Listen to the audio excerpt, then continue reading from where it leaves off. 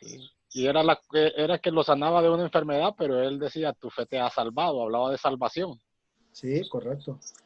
Y es que lo impresionante de Jesucristo, hermano, es que Jesucristo, mire, en la predicación de Jesucristo hay una salvación espiritual, pero aparte de una salvación espiritual, hay una salvación física y también hay una salvación social.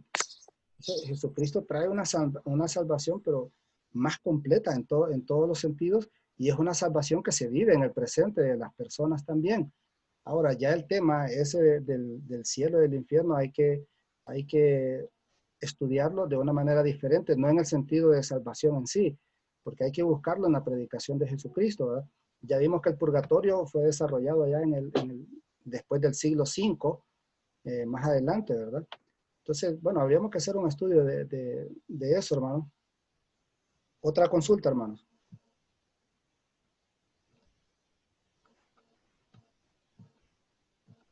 ¿Estamos entendiendo, hermanos? Sí. ¿Quién sabe cuáles son los libros deuterocanónicos? Son 6 libros deuterocanónicos que no los tenemos nosotros en la Biblia Fer, nuestra. ¿Sí? son los que tiene la Biblia católica, que son ¿Sí? Judith, ¿Cuáles son esos? el otro era Macabeos, 1 y 2, creo. Macabeos 1 y 2, ¿verdad? Sí, los otros sí no me acuerdo. Tobías, Tobías. Eclesiástico, Sabiduría y todo. Ahora, mire, hay personas que le dicen a uno, uy, esa Biblia es mala, ¿verdad? Porque tiene 6 libros más. La verdad, hermanos, que esos 6 libros, Martín Lutero, la gente dice, si es que Martín Lutero decía que no teníamos que tenerlos. Martín Lutero nunca dijo que no tenían que estar esos libros en la Biblia. Martín Lutero lo que dijo es que eran unos libros históricos y no libros teológicos, que eran buenos para el estudio nada más, para cultura general, pero no para sacar doctrina de ellos. En ningún momento Martín Lutero los quiso sacar, y Martín lo que hizo fue como lo que hizo Cipriano Varela, que los puso entre medio de los 2 testamentos, pero posteriormente, creo que fue después del año 647 que los quitaron totalmente esos 6 libros de la Biblia, y por eso es que nuestra Biblia tiene 6 libros menos que la Biblia católica. Hay libros que son buenos. Este de Macabeo es bueno leerlo, porque tiene bastantes datos bien interesantes históricos, exactos, que nos pueden dar un poquito más de luz con respecto a la palabra. No todos son malos. Menciono esto porque a veces nosotros creemos que todos estos libros deuterocanónicos son malos y por eso no los tenemos, pero tienen muchos datos históricos bastante relevantes. Sí, correcto. Toda esa historia de Hanukkah y todo eso vienen de ahí. Bueno, es que la verdad, hermano, ya vamos a ver más adelante cuántos escritos hay del Antiguo Testamento que no fueron incluidos en el Antiguo Testamento, ¿eh? Y fueron muchos, ¿verdad? Fueron muchos, pero incluso, por ejemplo, los apóstoles leían esos libros y y sacaban enseñanzas de esos libros también. Y aquí están, hermanos. Estos son libros apócrifos. Apócrifo se refiere a oculto o oscuro, pero realmente son libros ocultos y se clasifican de esta manera. Estos son libros apócrifos solamente del Antiguo Testamento, hermanos, y se dividen de esta manera: apócrifos narrativos, entre ellos está el libro de los jubileos, la carta de Aristeas, tercera carta de Esdras, tercera de Macabeos, la vida de Adán y Eva, la ascensión de Isaías, testamento de Job, pseudo de Filón, José y Asenet. Miren cuántos hay solo de libros narrativos, hermano.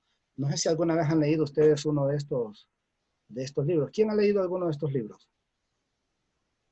Hay uno, Fer, que lo mencionan creo que bueno, en el Antiguo Testamento se menciona el de Yavar. Yo lo ando aquí en el celular, que es traducido es el de, vamos a ver cuál está ahí, creo que no está ahí mencionado, pero es Yavar en el original, no me acuerdo cómo se llama traducido, que lo menciona un libro que dice que de ahí sacaron, ¿no has leído el libro de tal? Le dice uno a otro, no me acuerdo exactamente ahorita, disculpe.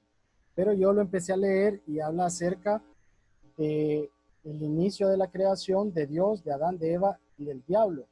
Pero le da un papel al diablo bien preponderante, que casi que como que lo está defendiendo. Entonces, esas posturas también es un poquito interesante leerlo, pero no tomarla como algo bueno para nuestra vida espiritual. Sí, ¿por qué se dio toda esta literatura? Porque miren, recuerden que el Antiguo Testamento fue escrito en el exilio, empezaron a escribir en el exilio, pero había muchas preguntas que la gente se hacía. Por ejemplo, no había casi nada escrito de Adán y Eva, entonces surgía un grupo y empezaba a escribir de Adán y Eva, otro empezaba a escribir de Job, y así empezaron a escribir un montón, a través de varios siglos, un montón de literatura que era muy conocida en el tiempo de Jesucristo, esta literatura. Bueno, incluso ese segundo grupo de apócrifos en forma de testamento, que dice el testamento de los 12 patriarcas, el testamento de Isaac, son mencionados, esos libros son mencionados en la carta de Pedro y en la carta de Judas. O sea que estos apóstoles leían estos libros y sacaban enseñanzas de estos libros, ¿verdad? Miren que está el testamento de Adán. Realmente es extraordinario leerlos, hermanos, porque nos da una idea de cómo la gente de ese tiempo entendía estas cosas. Como dice Marvin, hay una plática ahí entre Adán y Satanás, y realmente Satanás es el que tiene la razón ahí. Más adelante vamos a ver si al final les puedo poner esa plática de ese libro para que ustedes lo vean. Está el libro apócrifos. Sí, Marvin. No, que el libro de Hazer es, para dejar completa la información, el libro Yashar Hazer. Ah, ok. Sí, es que habían como 250 escritos del Antiguo Testamento que no fueron incluidos, ¿verdad? Hay libros sapienciales, mire, tercera y cuarta de Macabeos, Ajicar, Menandro Siriaco, y miren cuántos libros apocalípticos hay, de género apocalíptico. Está el de primera y segunda de Enoc, los oráculos civilinos, el tratado de Zen, Apocalipsis de Ezequiel, Apocalipsis de Sofonías, el Apocalipsis de Edras, de Cedrac, el Apocalipsis de Abraham, bueno, incluso un Apocalipsis de Adán, de Elías, de Baruch siriaco y de Baruch griego, y la cuarta carta de Edras. Todos estos son libros apocalípticos, ¿no? O sea, es una forma de escribir. Y hoy en día está tomando bastante auge, los libros de Enoch, las profecías de Enoch, que habla de ángeles y un montón de cosas. Todo esto son libros apócrifos, y entre ellos están los apócrifos apocalípticos, o sea que era una forma de escribir. No eran tomados como libros proféticos, ¿no? Porque Apocalipsis no es sinónimo de profético. Apocalipsis es quitar el velo para ver de una manera correcta. Eso es Apocalipsis. Y hoy en día utilizamos la palabra de Apocalipsis en el sentido de una batalla apocalíptica. Viene una guerra, una hambruna de magnitudes apocalípticas, como que si el Apocalipsis significara realmente algo negativo, pero más bien Apocalipsis significa algo totalmente positivo, de acuerdo a los que escribieron estos géneros.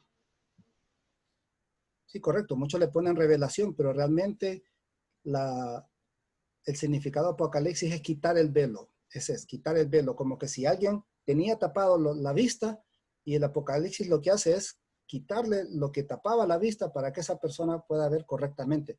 No es una revelación, hermano, no es una nueva revelación. Eso está mal. Apocalipsis no significa revelación, porque no es una nueva revelación, es quitar el velo o desvelar. Desvelar es quitar el velo. Esa debería ser la traducción correcta de la palabra Apocalipsis.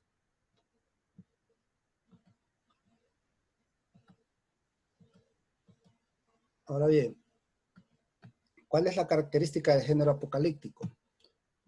Bien, tiene un lenguaje que es repetitivo, largos discursos, predominan las cifras, las listas, simbolismos, los números, las aves, bestias, dragones, ángeles y todo eso. Todos esos libros apócrifos que vimos de género apocalíptico contienen este tipo de lenguaje. Hay aves, hay bestias, hay simbolismo, e incluso dragones y todo. La estructura es un discurso que se pone en boca de un personaje de la antigüedad. Todo el género apocalíptico del Antiguo Testamento se le pone como que si el autor fue un personaje antiguo. En el caso de Noé, por ejemplo, Lamec, Enoc, Baruch, Daniel y Esdras. Y estos fueron escritos en el tiempo del exilio. Ahora, el más famoso que tenemos nosotros es el de Daniel, y Daniel no lo escribió, no fue escrito por el personaje Daniel que habla el libro, sino que fue escrito mucho tiempo después, aproximadamente en el año 164 antes de Cristo fue escrito el libro de Daniel. Y también lo vamos a estudiar, hermanos, porque tenemos que determinar eso de las 70 semanas que habla el libro de Daniel y toda esa visión que tiene Daniel, si realmente se está refiriendo a estos tiempos finales, como las posturas que vimos, ¿verdad? Que utilizan ese libro para determinarlo como ya el tiempo final también. El contenido del género apocalíptico, a menudo aparece un hilo narrativo de largas secuencias históricas, siempre habla de historia, el género apocalíptico. Las doctrinas contienen doctrinas de resurrección. Miren, en el Antiguo Testamento, los judíos, no, el judío antiguo no creían, hermanos, en la resurrección. La resurrección fue un concepto que fue desarrollado en el periodo intertestamentario y ya muy cerca al Nuevo Testamento. Y fue desarrollada, este concepto de resurrección fue desarrollado por este mismo género apocalíptico. Entonces, el género apocalíptico es el que crea la doctrina de la resurrección. Entonces, la proximidad del nuevo eón, o sea, ellos decían que venía un nuevo tiempo, siempre el género apocalíptico se refiere a que termina un tiempo y comienza otro tiempo nuevo. Y los temas, pues, se espera urgentemente el fin del mundo, un fin cósmico. Hay pesimismo en este género apocalíptico, pero del Antiguo Testamento, y habla de catástrofe, ¿verdad? Pero no el apocalipsis que tenemos nosotros en el Nuevo Testamento. ¿Y por qué surge el género apocalíptico? ¿Por qué se escribe de esa manera, hermano? Bien, porque miren, los israelitas tenían mediadores. Estos mediadores eran los que comunicaban al pueblo con Dios. Y entre ellos tenían el templo. El templo era uno de los principales mediadores entre Dios y el pueblo de Israel. Entonces, ellos tenían el templo, otro mediador era el rey, tenían a los profetas, tenían el culto a Dios también y tenían a los sabios. Todavía en ese tiempo no tenían la Torá ellos. Pero ¿qué sucede? Con la conquista de los babilonios en el año 586 a.C., el templo fue destruido. Entonces ellos ya no tenían el templo, ya no tenían rey también, ya no tenían profetas. Por eso muchos dicen que fueron 400 años de silencio porque no hubo profetas. Ya no le hacían culto a Dios y solo tenían un grupo de sabios. Este grupo de sabios fueron los que empezaron a escribir todo el Antiguo Testamento y de ahí surge lo que es la Tanakh, ¿verdad? Entonces ya ellos no tenían el templo, entonces surge este género apocalíptico porque los israelitas tenían la confianza en el templo, o sea, tenían toda la esperanza en el templo porque ellos decían, aquí está la presencia de Dios.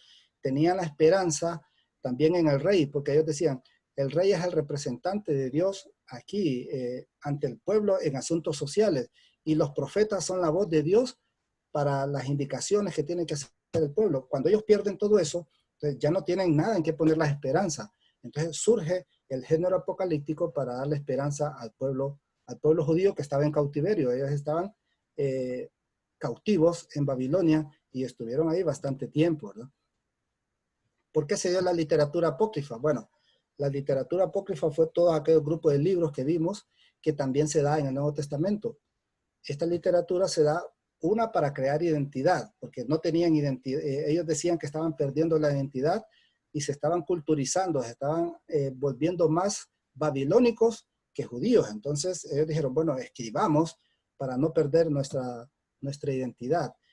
También porque por el fracaso de las instituciones. ¿Cuáles instituciones? El templo, porque el templo fue destruido.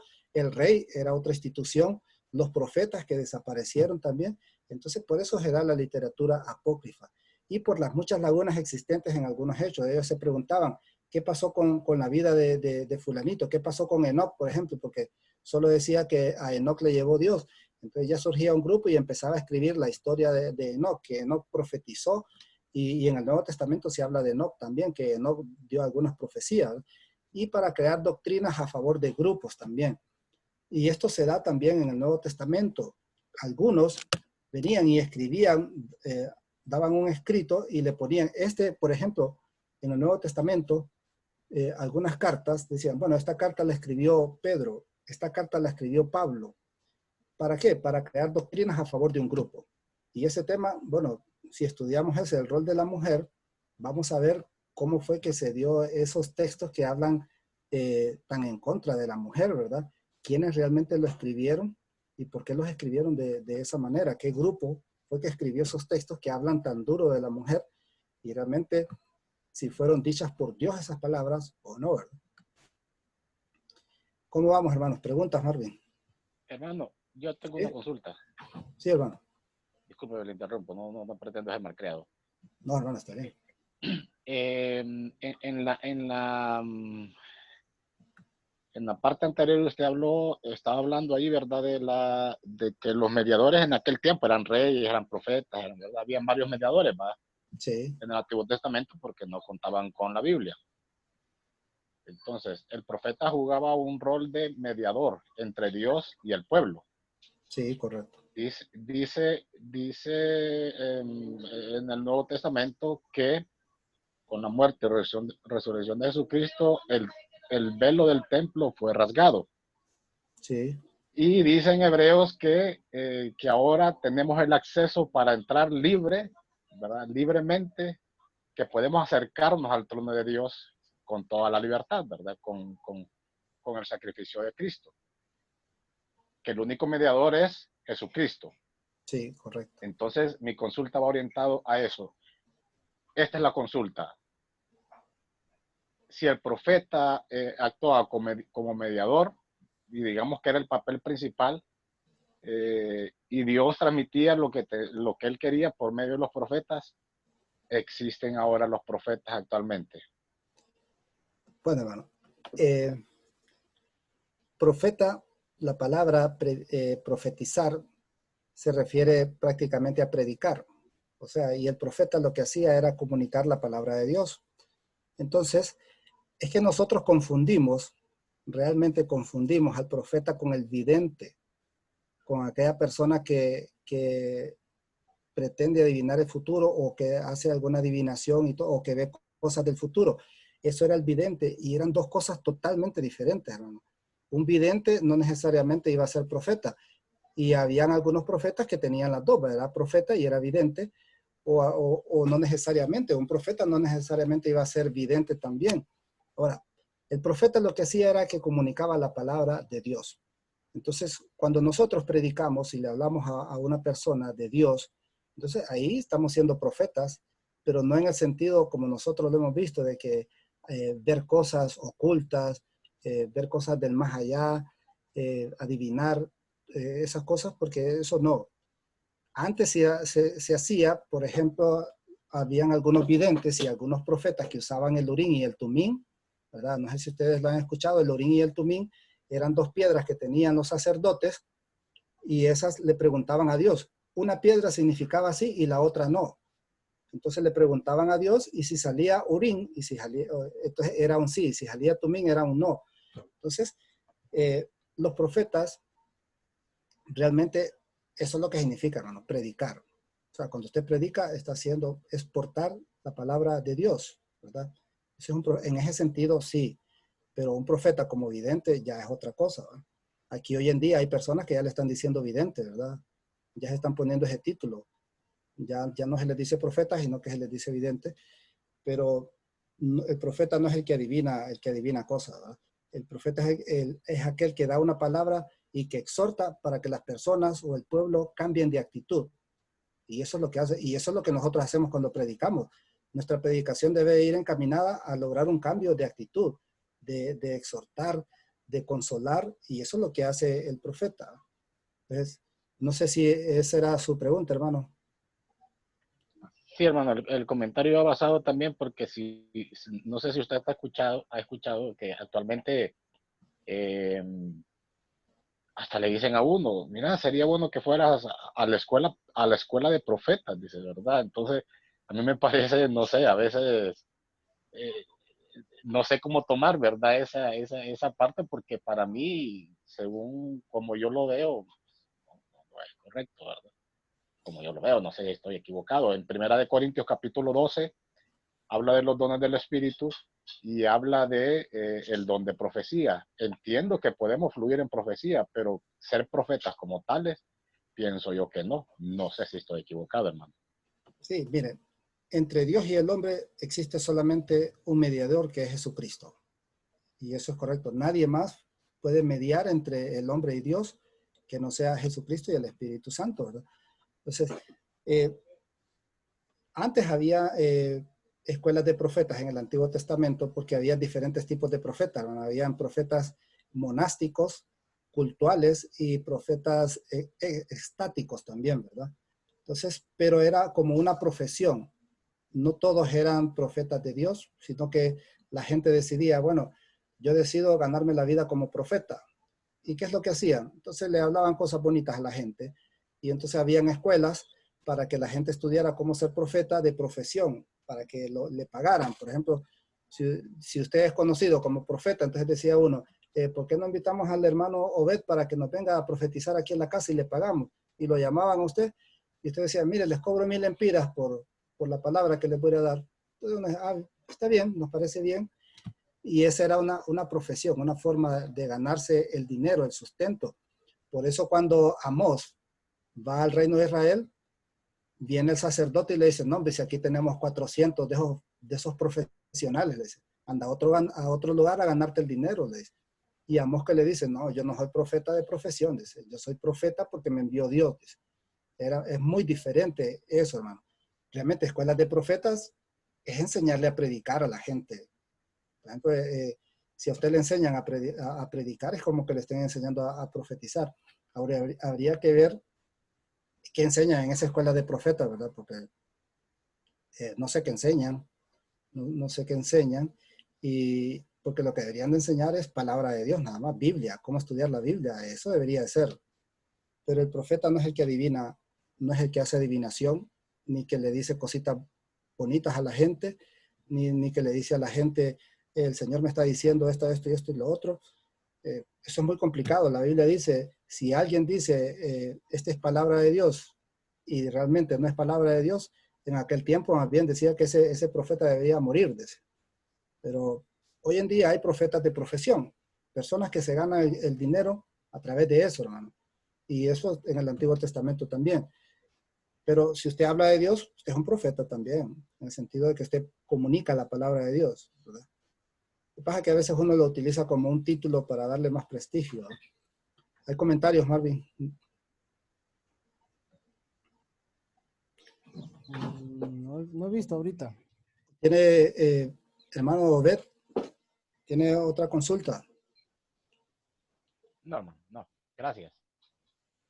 Bien, yo creo igual, así como usted dice, hermano, yo creo lo mismo que usted dice, ¿verdad? Pero es por la palabra profeta. En Jericín estuvimos dando varias semanas, estuvimos dando la clase de profetismo y ahí determinamos cuáles eran las características que tenía un profeta en el Antiguo Testamento. Porque ya en el Nuevo ya cambia la función, hermano, ya la función es diferente. Entonces, no es lo mismo el profeta del Antiguo Testamento con lo que se refiere a profeta en el Nuevo Testamento. También son dos cosas diferentes. Entonces, ¿por qué surge la literatura apócrifa del Nuevo Testamento?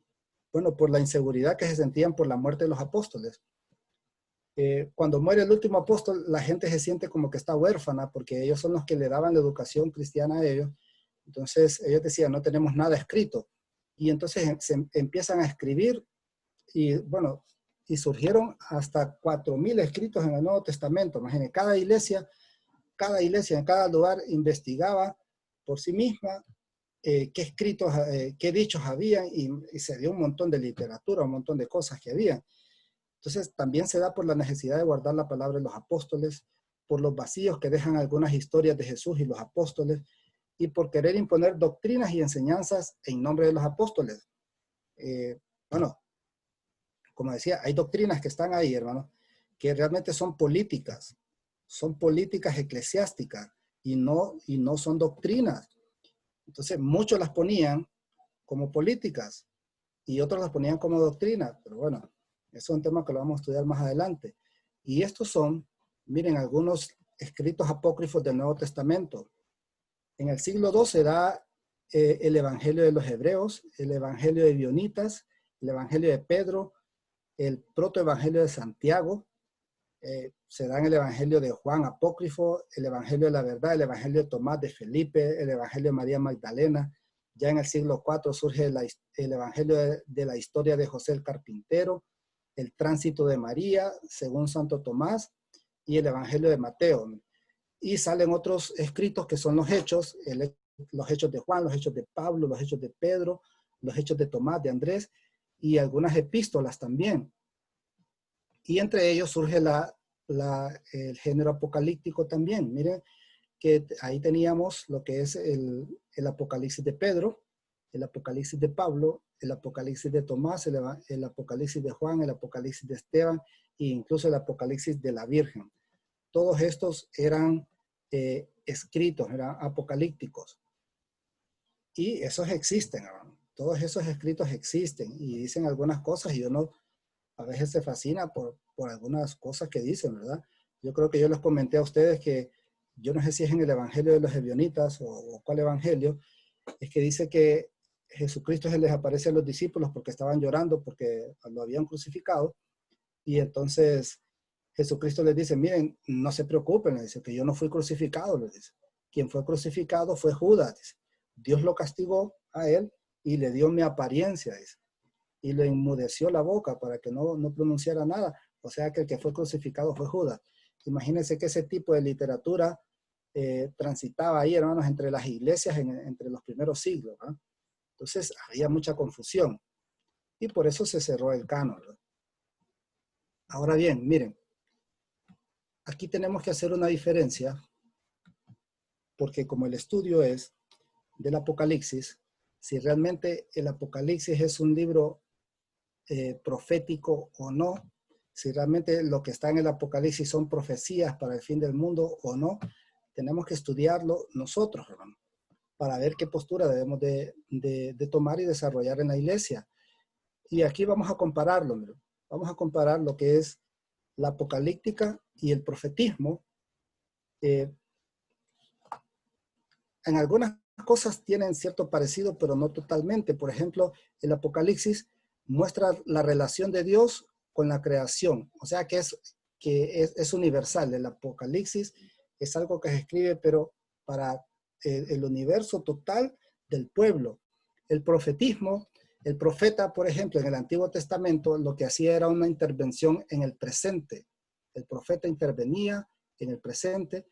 El profeta era un hombre de tradición, o sea que el profeta estudiaba la historia y cuando iba a pronunciar una palabra siempre hablaba de la historia también. Después de recordar, el profeta hacía un análisis del presente y el profeta miraba poco al futuro, pero mucho al presente. O sea que la mayoría de profecías, hermanos, que eran pronunciadas por los profetas eran para el mismo presente, no para un futuro lejano, sino que eran para el presente inmediato. Por eso vimos allá en la construcción de la Tanakh que algunos que nosotros consideramos profetas, los judíos no los consideran profetas, porque ellos hablaban de un futuro muy lejano. El profeta es un hombre de escucha, o sea que al profeta se le escucha la palabra nada más, o sea, al profeta no había que interpretarlo, sino que al profeta tenía que escucharse. El profeta busca cambiar la actitud, o sea, exhorta para que la gente actúe de una manera y el profeta invita a actuar en el presente. El profeta no invita a actuar en el futuro. Y la apocalíptica, ¿qué es lo que hace? Bueno, prevalecen las visiones por encima de la palabra, o sea, hay más visiones que discursos ahí con palabras. El futuro es más importante que el presente en el apocalipsis y en el profetismo es el presente lo más importante. En el presente es que tienen que actuar las personas para cambiar un destino, pero en el apocalipsis no, ahí ya no importa tanto que se va a cambiar el futuro por alguna acción de las personas, ¿no? En la apocalíptica el futuro ya está escrito, pero en el profetismo no. Utiliza símbolos y su mensaje es transmitido por medio de visiones. El profeta comunica a través de palabras y el apocalipsis o la apocalíptica transmite a través de visiones y simbolismo. En otras palabras, hermanos, la apocalíptica no es un género profético. O sea que el género literario apocalíptico no se debe tomar como profecías porque no fue escrito de esa manera. Y cuando hagamos la exégesis, vamos a ver que en la mente de Juan no estaba a escribir profecías con respecto al fin del mundo, sino que era un género apocalíptico que tenía un fin determinado para los cristianos en ese tiempo. Y claro, nosotros tenemos que reinterpretarlos. Hay una frase que me gusta utilizar a mí. El Apocalipsis habla del pasado y del presente, pero en forma futura. Y así es como se escribe el Apocalipsis. Habla del pasado y del presente, pero en forma futura. Bien, preguntas, hermanos, hasta aquí.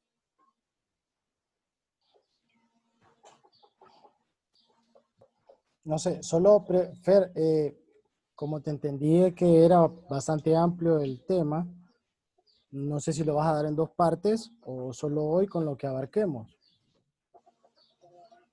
Bien, ¿qué hora es ahorita? Son las 6 para las 5. Pues ya terminó la... Sí, bueno, no creo entonces que nos gustaría porque nos vamos a cansar mucho en hacer una exégesis del Apocalipsis ahorita, porque requiere un poquito más de trabajo, ¿verdad? No, te decía porque podemos hacerlo en dos partes también. El otro sábado se Sí, puede continuar con el tema. bien, yo creo que sí, sería lo mejor. Sería lo mejor. Eh, bueno, no sé si tienen preguntas o comentarios.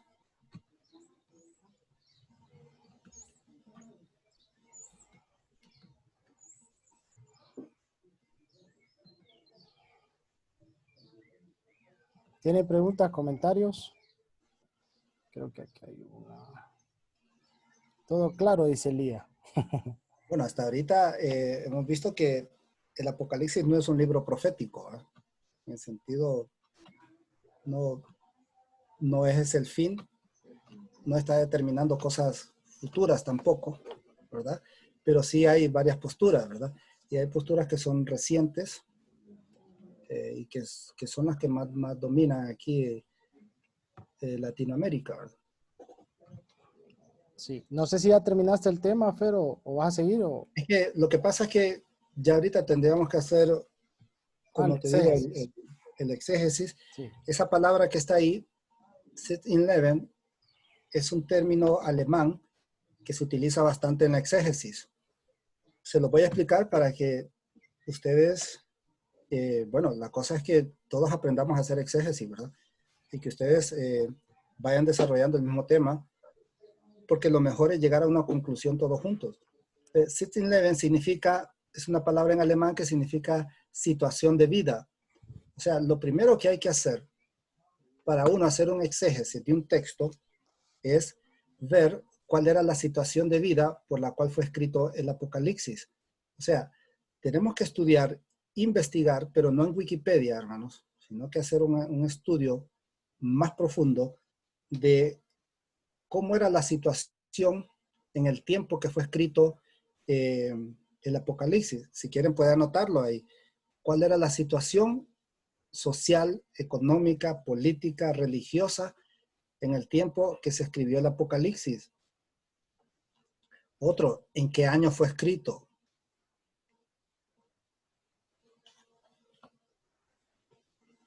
¿Quién lo escribió también?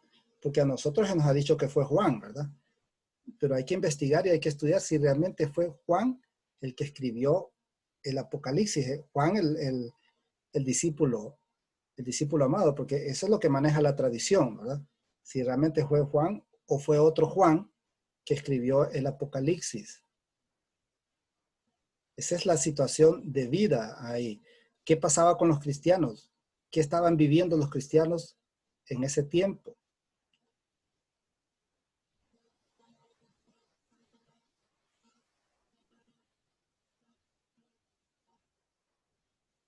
Lo otro es determinar qué pensaban los primeros cristianos del Apocalipsis también.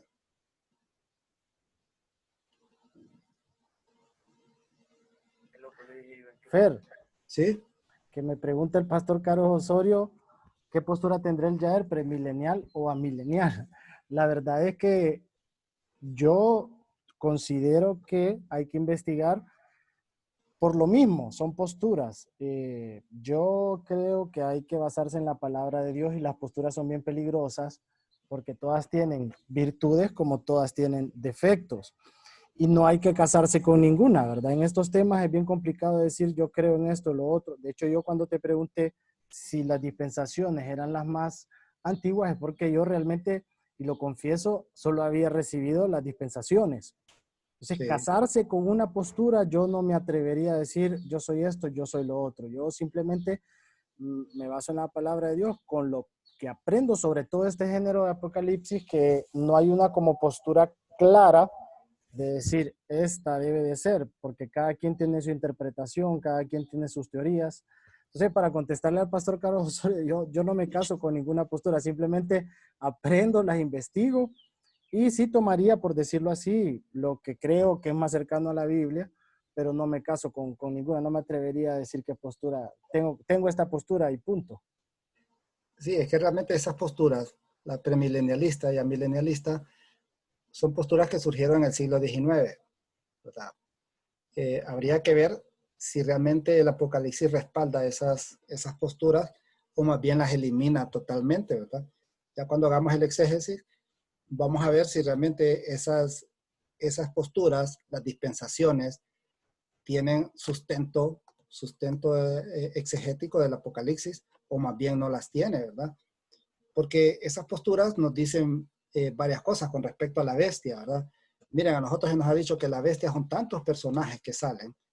Yo me acuerdo que antes decían que la bestia era el príncipe Felipe, antes de ser rey de España, y que él era la bestia, y que la bestia era el papa, y que la gran ramera era la iglesia católica.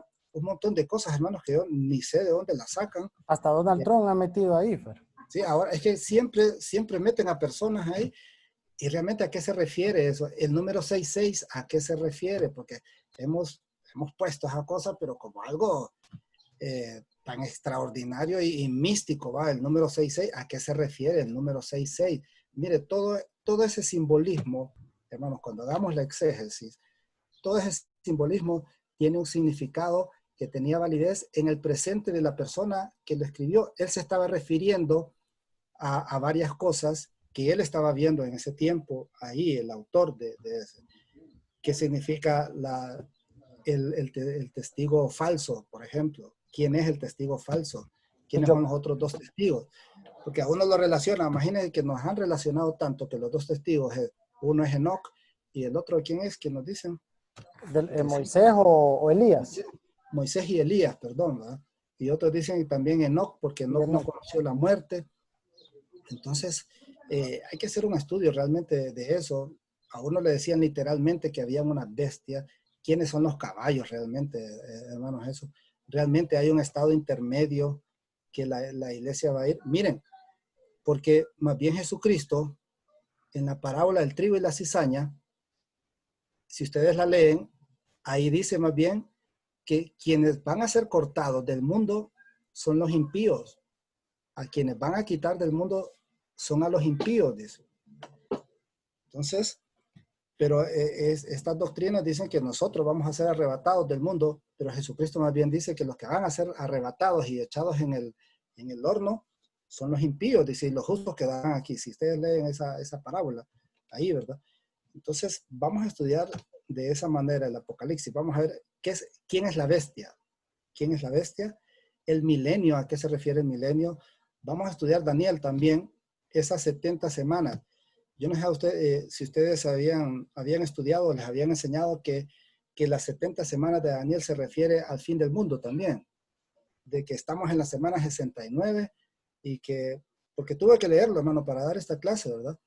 Yo no sabía que estaban esas posturas así, pero ahorita si ustedes ven a predicadores escatológicos o apocalípticos, eso es lo que dicen. Dicen, estamos en la semana 69, estamos entrando a la semana 70 ya, y ya estamos en el fin del mundo.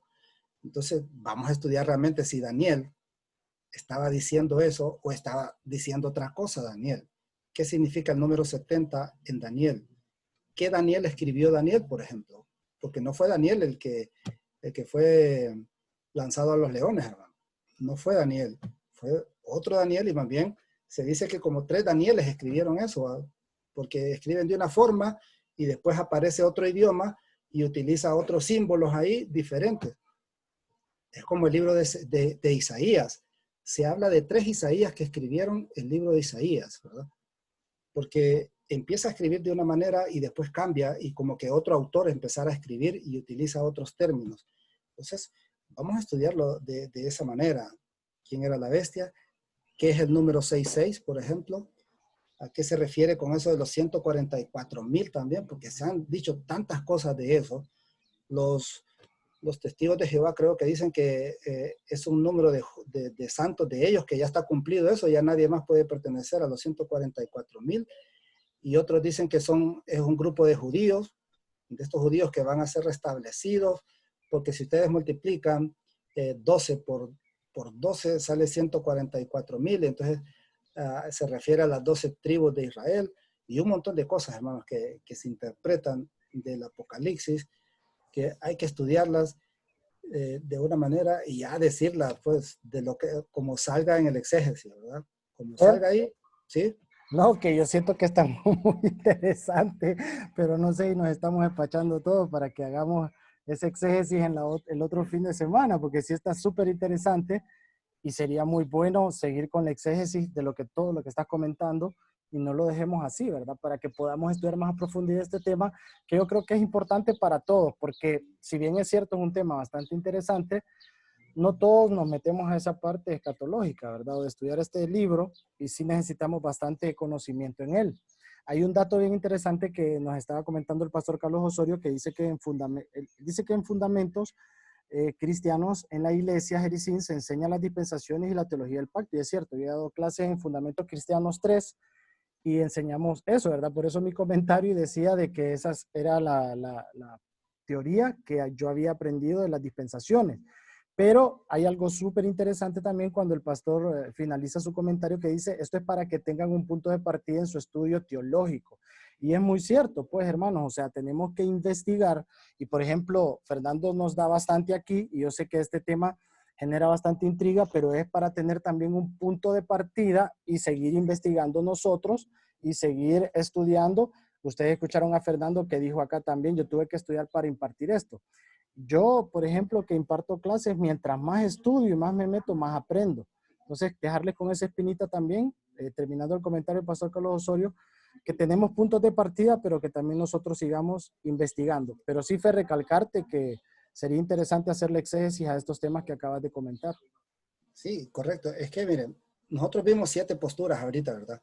No sé si ustedes habían visto esas 7 posturas, pero lo que vamos a analizar nosotros y determinar con el estudio exegético que vamos a hacer de esos libros, del de Daniel y el Apocalipsis, es ver qué tiene cada postura que es correcto, ¿verdad? Ahorita, hermanos, no podemos decir, no, esta postura no está bien, o esta postura no está bien tampoco. O sea, eso hasta después de que hagamos el exégesis, ¿verdad? Hasta después de que hagamos el exégesis. Y el exégesis, hermano, nos va a demostrar, porque el exégesis es eso, hermano, es llegar a lo que el autor del texto quiso decir. Y eso para eso es la exégesis. Son 6 métodos que se le aplican al texto para determinar qué es lo que el autor quiso decir, ¿verdad? No vamos a aplicarle los 6 métodos, hermano, porque sería muy difícil en una clase por línea aplicar los 6 métodos a un texto, pero vamos a tratar de hacer lo más cercano posible, ¿verdad? Para determinar qué posturas tienen cosas buenas y qué posturas realmente esas cosas hay que eliminarlas o no. Ahora, es muy difícil, como les digo, hermanos, porque hay conceptos que en las iglesias están bien enraizados, ¿verdad? Bien enraizados, y es un problema venir y de un solo chocamos a veces como contra un muro, ¿verdad? Yo con varios conceptos tuve que chocar también, incluso con la música también. Mañana voy a dar una charla con la música, y hay una sección que se llama Mitos y Leyendas del Ministerio de Alabanza, ¿verdad? Cuáles son los mitos y leyendas que hay y cuáles son las verdades, pero siempre bajo un esquema exegético bíblico, ¿verdad? Y también histórico, porque hay que ver qué pensaba la iglesia ¿verdad? ¿Qué pensaban los doctores de la iglesia también? Porque los primeros 7 siglos se les llama padres de la iglesia y después ya se les llama doctores. ¿Qué pensaban estas personas con respecto a estos textos también, verdad?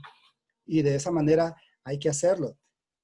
Aquí no es que vamos a imponer una postura, hermano, no, porque no es la idea. Aquí es de estudiar y después que cada quien le dé su interpretación, porque la exégesis eso es lo que hace.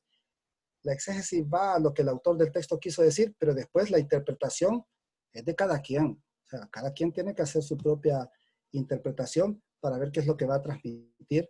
Lo que sí hay que algunas cosas, hay que decirlas como ya lo pone la exégesis o como está ahí, ¿verdad? Por ejemplo, esa de las dispensaciones, vamos a determinar a ver si realmente se amparan en los textos bíblicos o realmente es una interpretación. Solamente una interpretación que alguien la puso como una forma doctrinal y de esa forma está bien. De esa forma no estaría mal. Pero hay que ver si realmente tiene sustento exegético en el texto bíblico. Y eso es lo que vamos a tratar de hacer, ¿verdad? Hay una pregunta aquí, pero ya no. ¿Sí? No, el hermano B pregunta dónde hará la charla de música, hermano. Ah, ese es con otra iglesia, hermano. Con un grupo de alabanza. Grupo de alabanza, ahí vamos a... Cómo era la alabanza en el Antiguo Testamento, después cómo era la alabanza en la primera iglesia y cómo fue evolucionando ese concepto y algunos mitos que tenemos con respecto a los músicos, ¿verdad? ¿Qué es lo que deben hacer? ¿Cuál realmente es el rol que deben de tener en la liturgia de la iglesia los músicos?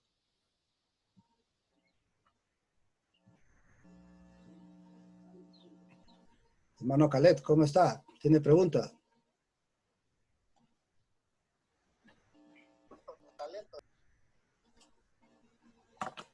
Definitivamente, el tema yo creo que es complejo, pero bastante interesante. Y sin duda, las cosas que ha comentado hasta ahorita han sido claras. No tengo ninguna interrogante. Bueno, más bien estamos metidos en algo bien serio, ¿va? Porque tenemos que hacer exégesis nosotros.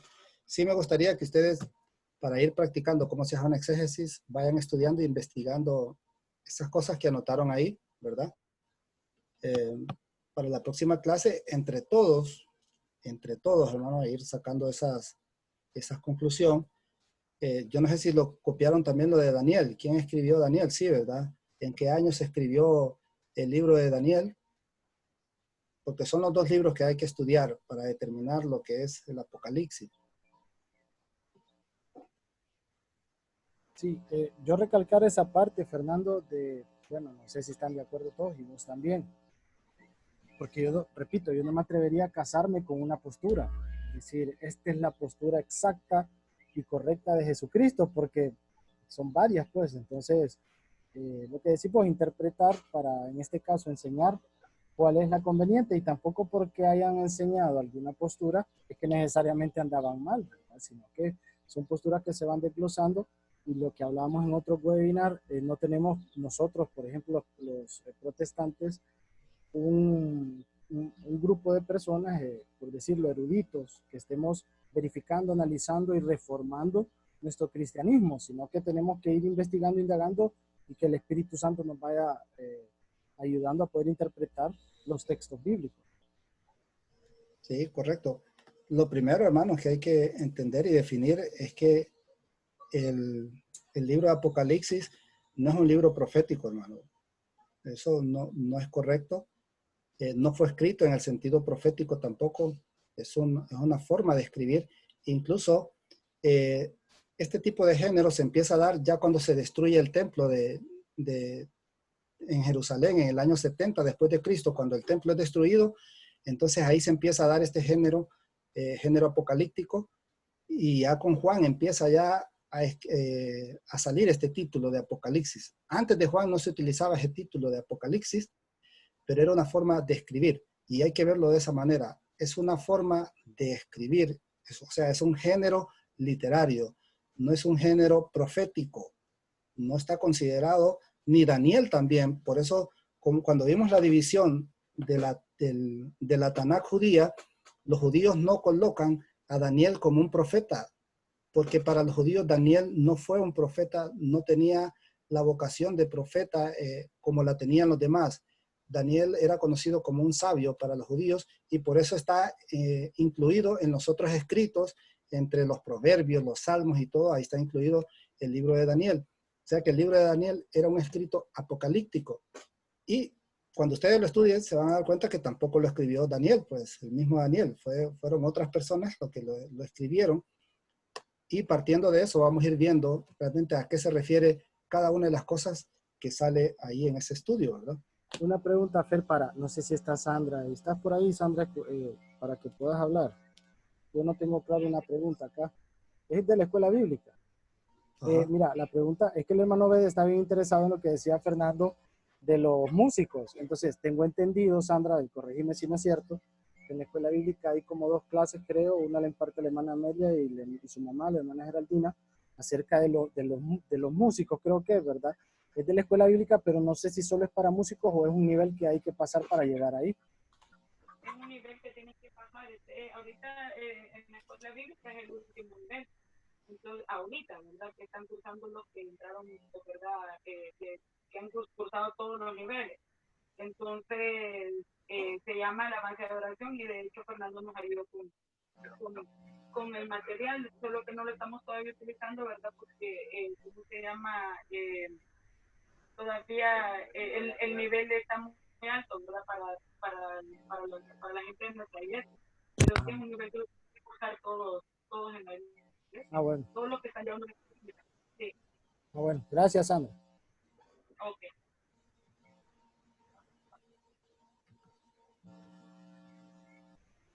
Bueno, hermanos, no sé si hay una pregunta, alguna consulta con el trabajo que van a hacer.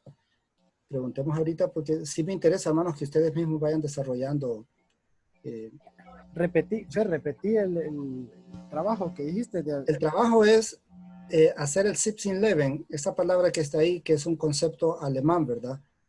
Es un concepto alemán que significa situación de vida. O sea, vamos a estudiar todo lo que sucedía en el entorno por el cual fue escrito el Apocalipsis. El Apocalipsis de Juan. ¿Quién lo escribió? ¿Por qué lo escribió? ¿Verdad? ¿Qué sucedía en el entorno político, social, religioso, espiritual también? En todo ese lugar, ¿cuál era la posición de la iglesia? ¿Verdad? ¿En qué año fue aceptado el Apocalipsis como un libro canónico también? ¿Qué pensaban los primeros padres del Apocalipsis? Y lo mismo con el libro de Daniel también. ¿Quién escribió el libro de Daniel? ¿En qué año? ¿En qué año fue escrito? ¿Qué situación se estaba dando cuando fue escrito el libro de Daniel también?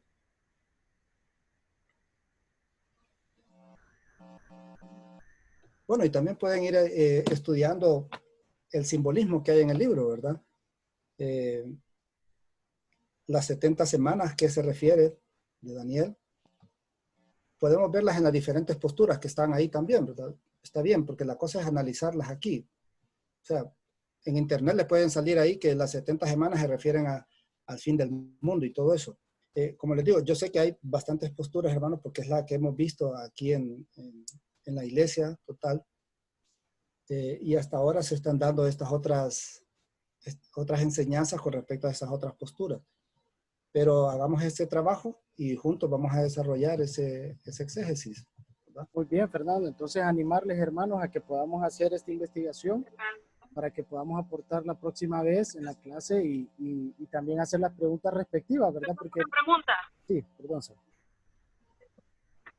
Sí, no, bueno, está bien interesante el tema, ¿verdad? Y la verdad es que es bien importante que hagamos la exégesis, ¿verdad? Porque uno se queda así como, ¿qué postura, verdad, va a tomar o cómo interpretar lo que dice la palabra de Dios? Solo que yo quería saber, por ejemplo, Fernando, cuando en los evangelios Jesús habla de las señales antes del fin, ¿verdad?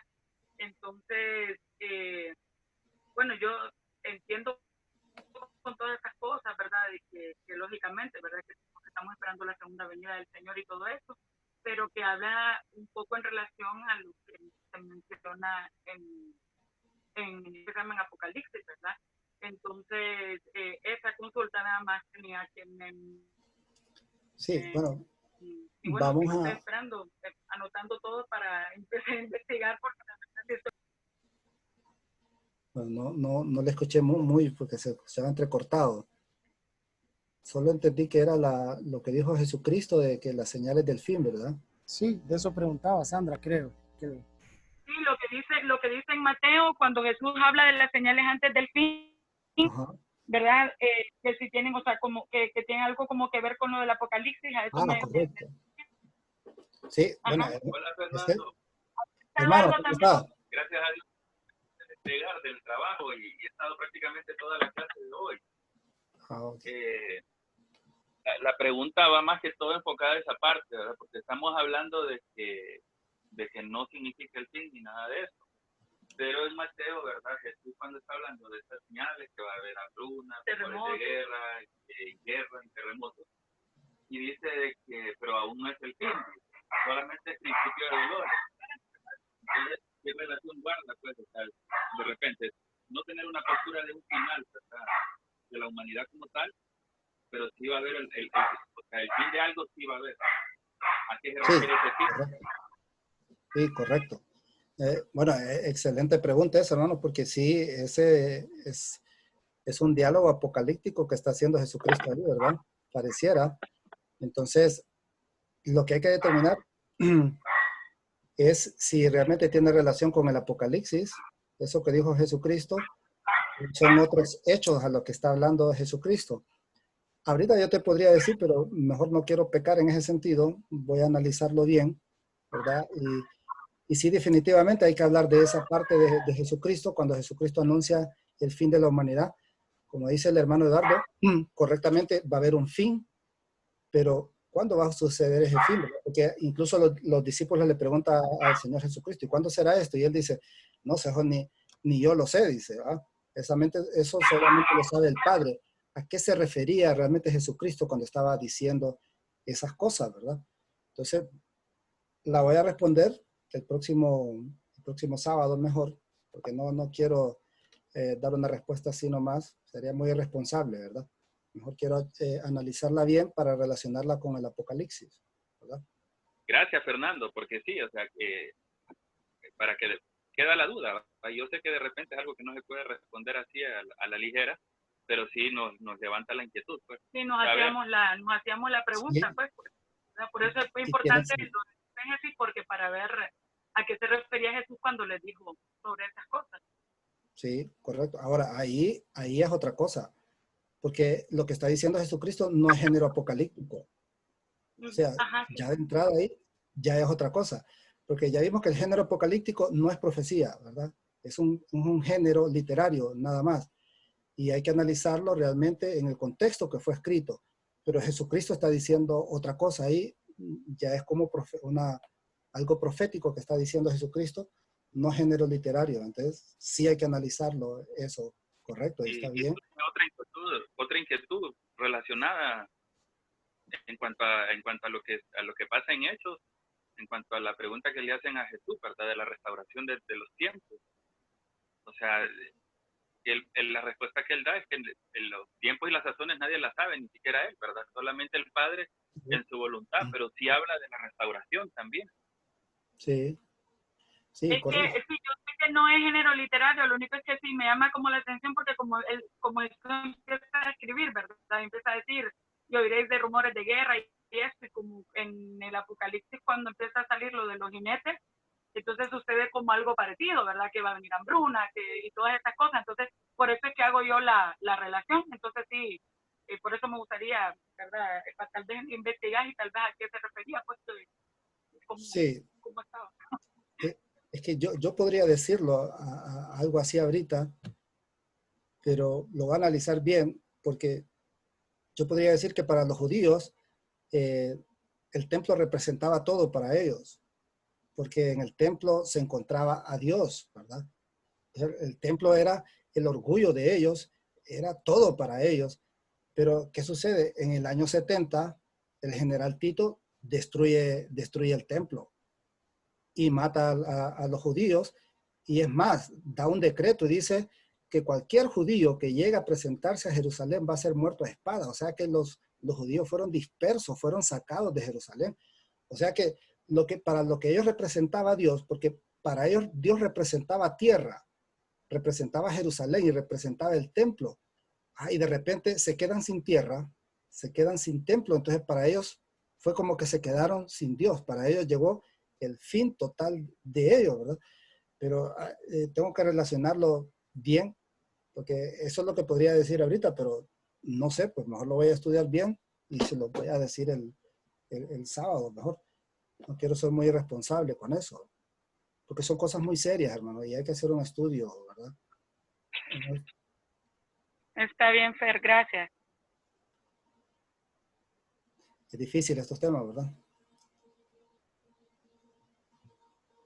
¿Más preguntas, hermano, o alguna inquietud? Otra inquietud, hermano. Sí, díganme, hermano. ¿A qué se refiere el Apocalipsis? Bueno, si no estoy equivocado, creo que es capítulo 21, Sí, que habla del cielo, tierra nueva y cielo nuevo. sí, correcto. ¿Eso es un lugar en específico? ¿Es aquí mismo en la tierra? ¿Cómo interpretar eso, hermano?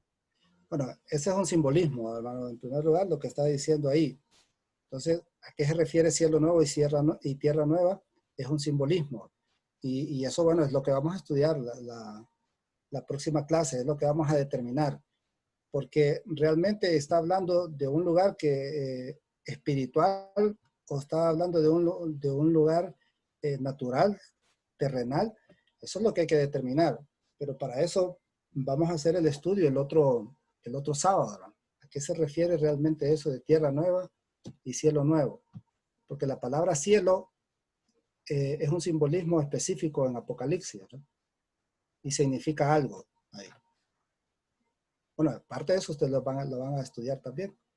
Entonces, no se preocupe, hermano, la próxima clase vamos a determinar eso. Bueno, hay que orar bastante, hermano. Hay que pedirle a Dios que nos ayude, ¿verdad?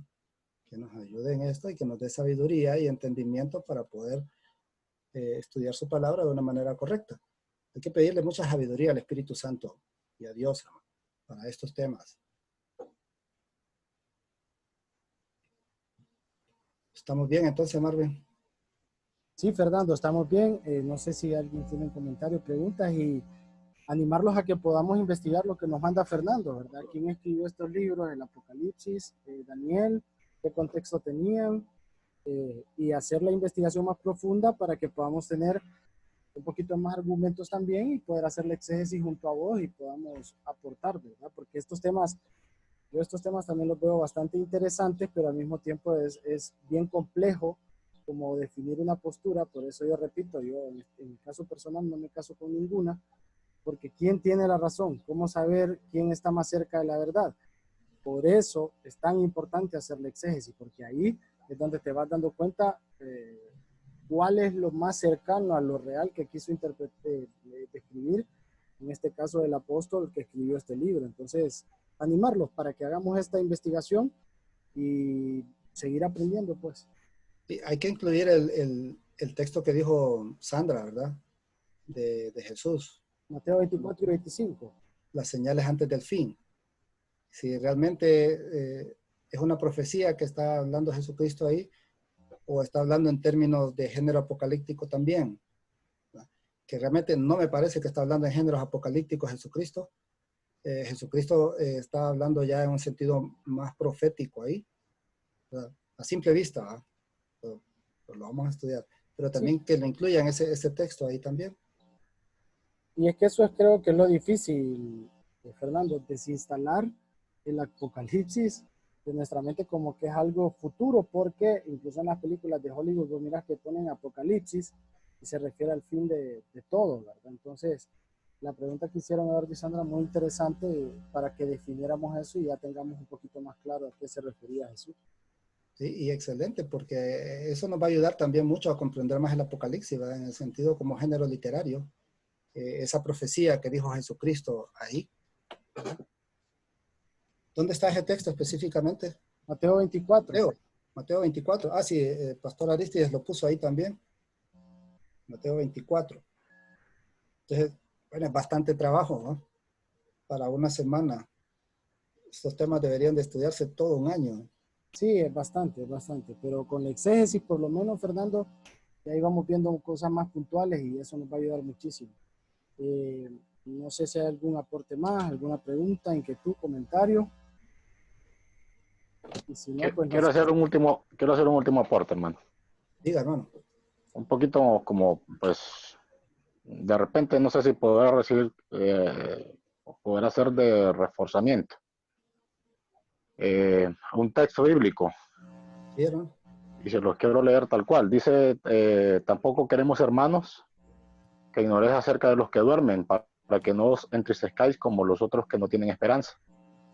Porque si creemos que Jesús murió y resucitó, así también traerá Dios con Jesús a los que durmieron en él.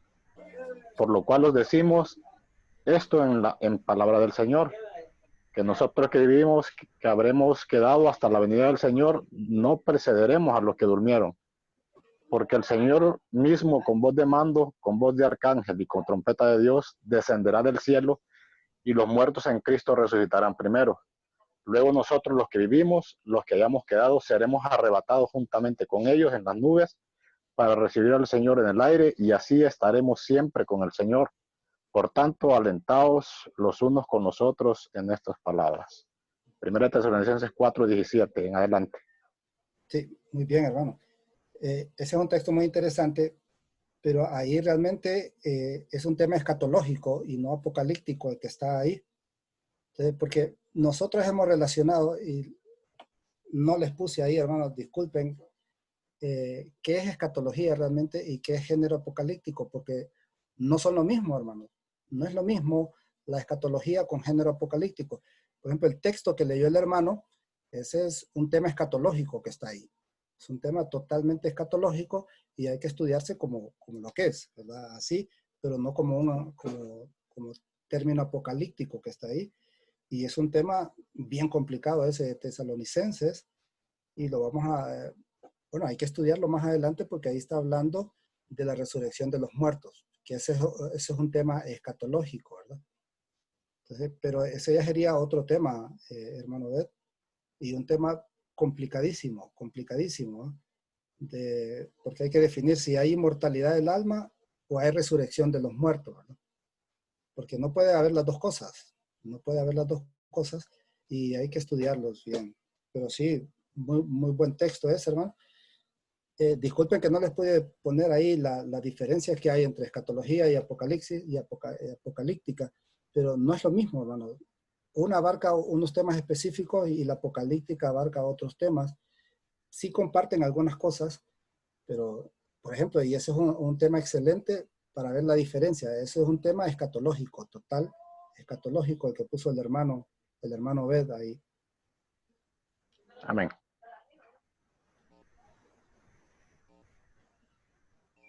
Y tuvimos bastante gente, pero gloria a Dios por eso. Ah, de veras, ¿cuántas personas? Bueno, había 15, pero es que aquí estaba una familia, 17, 18 llegaron a conectarse en su momento. Pues bien, hermanos, bueno, es un gusto hablar con ustedes estos temas y estamos aprendiendo todos, hermanos. Aquí yo estoy aprendiendo también. Y bueno, a ser responsables con la palabra de Dios, ¿verdad? Ok, entonces, no sé si hay algo más, Fer, si no vamos a orar para despedirnos y nos encontramos el próximo sábado, entonces ya sería con exégesis de este tema, ¿verdad? Sí, correcto. Perfecto. No sé quién nos quiere ayudar en oración para despedir. Cualquiera. Ayúdanos, Caleb. Ok, excelente, está bien. Bueno, inclinamos nuestro rostro. Señor Jesús, gracias por este día, Padre, que tú nos has dado, porque hemos hoy podido ver tus maravillas, Padre, porque nos has dado la oportunidad de vivir un día más, porque tú has sido bueno con nosotros, Señor. Gracias en especial por este tiempo, Padre, en el cual estamos aprendiendo sobre tu palabra, Señor. Sabemos que hemos aprendido de tu palabra Ayúdanos a entender, Padre, a darnos esa sabiduría para poder comprender e interpretar la palabra de la mejor forma, Padre. No solamente eso, Padre, sino que poder guardarlas en nuestros corazones, Padre, ponerla en práctica, Padre, compartirla, Señor, con palabra, y no solo con palabras, sino que con hechos, Señor. Gracias por este tiempo, Padre. Bendigo la vida de las familias aquí representadas, Señor. Tú los guardas, tú los proteges, tú suples todas las necesidades que ellos tienen conforme a tu perfecta voluntad, Padre. Tú nos das salud, Padre. Y asimismo también aprovechamos para orar por esas personas que en estos momentos quizás están teniendo algún problema de salud, Padre, que sabemos que la salud en estos momentos es uno de los déficits que estamos viviendo, Padre, como humanidad, pero sabemos y confiamos que tú tienes sanidad, Padre, porque tú moriste por nuestros pecados, Padre, pero tú también sanas nuestras enfermedades, Dios. Entregamos este tiempo en tus manos, Padre, y encomendamos el resto de la próxima semana, Padre, y en ti podemos vivir confiados, Señor. Todo esto, Padre, te lo pedimos en el nombre de Jesús. Amén y amén. Amén. Amén. Bendiciones, Amén. hermano. Amén. Bueno, bendiciones.